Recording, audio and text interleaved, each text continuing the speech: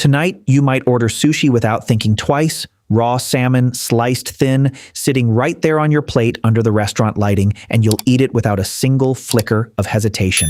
Hand you a piece of raw chicken instead, just as fresh, just as clean-looking, arguably cut from a bird that lived a shorter, more controlled life than that wild-caught fish ever did, and something in you recoils immediately, almost violently.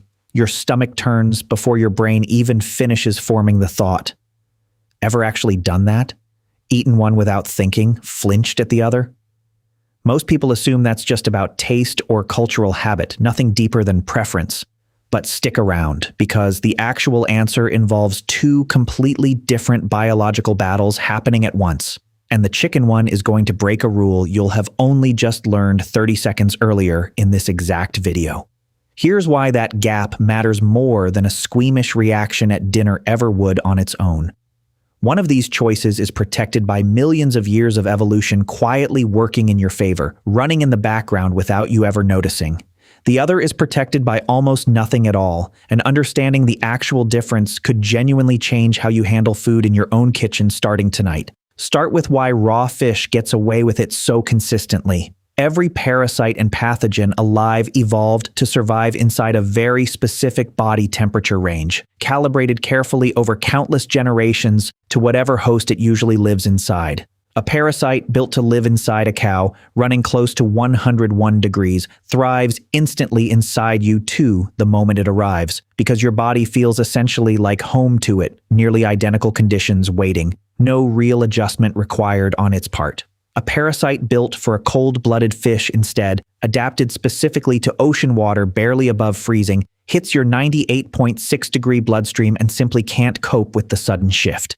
It's the wrong environment entirely, hostile in a way it was never built to survive. Scientists call this host specificity, and it's the real documented reason raw salmon feels survivable, while raw beef sets off every alarm bell you have. Anisakis worms, one of the most common parasites actually found inside fish, are built specifically for cold-blooded hosts like seals and whales, not primates. Inside a human body, they usually can't complete their life cycle at all.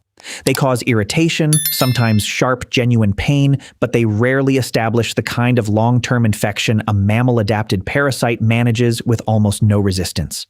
Your body is a dead end for them, not a new home worth settling into.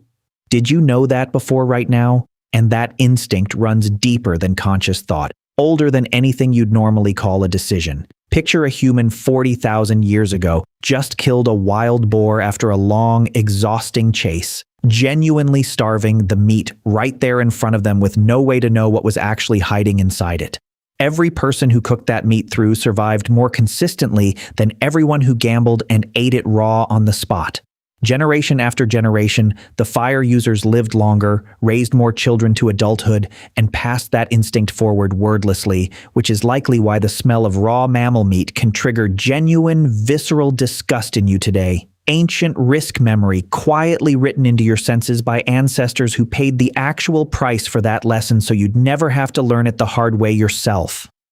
So here's the obvious next question, and it's the one that should make you sit up. Chickens run hotter than you do, not colder. A chicken's internal body temperature sits around 104 to 107 degrees, several degrees above your own. By the exact host specificity logic that makes raw fish survivable, raw chicken should actually be one of the safest raw meats available to eat, arguably safer than beef, since a bird's internal heat is even further from your own baseline than a mammal's. And yet raw chicken is routinely ranked as one of the single most dangerous foods you can eat uncooked.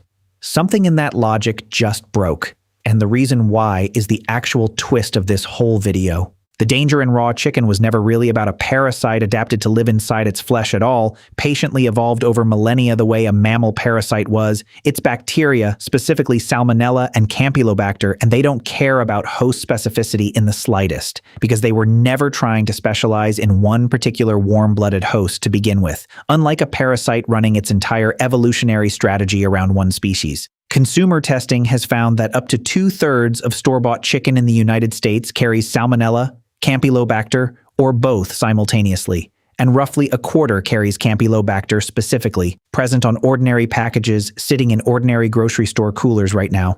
The CDC estimates salmonella alone causes more foodborne illness in America than any other single bacteria, and chicken stands as one of its single biggest sources, contributing to somewhere around 1 million poultry-linked illnesses every single year in the U.S. alone. Campylobacter infections carry their own separate risk on top of that, occasionally triggering Guillain-Barré syndrome, a rare but serious condition where the immune system mistakenly attacks the nervous system afterward, a complication with no equivalent anywhere in the fish parasite story at all. These bacteria don't live deep inside chicken muscle tissue the way a parasite would, quietly adapted to that internal environment over evolutionary time. They arrive from outside instead, from fecal contamination during slaughter and processing when an industrial line moves fast enough that a single contaminated carcass can spread bacteria across dozens of others through shared water baths, shared equipment, and shared surfaces before anyone downstream even notices. Still think it's the same kind of risk as fish? Which means fish and chicken were never actually running the same kind of danger at all, just wearing similar-looking raw meat on a plate. Here's the part that should genuinely change how you handle chicken in your own kitchen going forward because it directly contradicts everything that just fixed fish. Freezing reliably kills the parasites hiding inside fish, which is exactly why the FDA requires commercial sushi-grade fish sold in the United States to be frozen at -4 degrees Fahrenheit for at least 7 full days before it can legally be served raw to a customer. Cold enough, held for long enough to kill something that was never built to survive that kind of sustained cold in the first place. Freezing does almost nothing useful against salmonella or Campylobacter though, and that gap matters enormously. Standard household freezer temperatures merely pause bacterial growth rather than actually killing the bacteria outright, putting them into a kind of dormant holding pattern, and both pathogens can survive frozen storage for extended periods, sometimes months, simply waiting patiently for the thaw to resume normal activity. The only genuinely reliable kill switch for chicken is heat, a full 165 degrees Fahrenheit measured internally, which is exactly why cooking chicken thoroughly still matters every single time you prepare it, freezer or no freezer, regardless of how long it sat frozen beforehand. And here's a detail that surprises most people completely, often contradicting what they learned growing up watching a parent cook. Washing raw chicken before cooking it doesn't reduce that risk at all, it actively increases it. Rinsing contaminated chicken under a running tap sends bacteria-laden water droplets splashing outward across your sink, your counters, and nearby surfaces, sometimes measured as far as 3 feet in every direction, spreading exactly the contamination you thought you were rinsing away in the first place, now distributed across your entire kitchen instead of contained on one piece of meat. Health agencies in multiple countries now actively campaign against washing raw poultry at all for exactly this reason, reversing decades of casual kitchen habit. Be honest, have you been rinsing your chicken this whole time? So look at what's actually sitting behind that one instinctive flinch at raw chicken and that one moment of easy comfort with raw salmon sitting a few inches away on the same table. Two entirely different biological stories, not one shared rule stretched thin across both of them.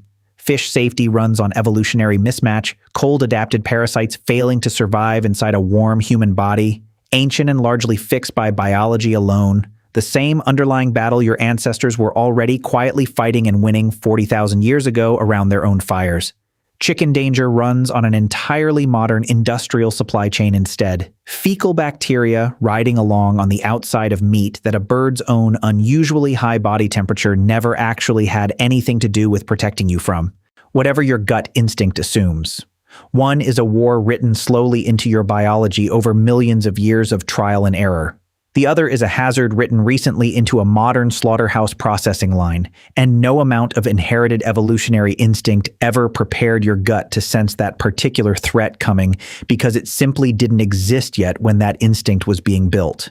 Your disgust at raw chicken isn't ancient wisdom passed down from a hunter 40,000 years ago, however much it might feel that primal in the moment. It's something closer to a modern learned caution. Correct in its conclusion, but running on entirely different reasoning than the ones your body quietly assumes it's operating on.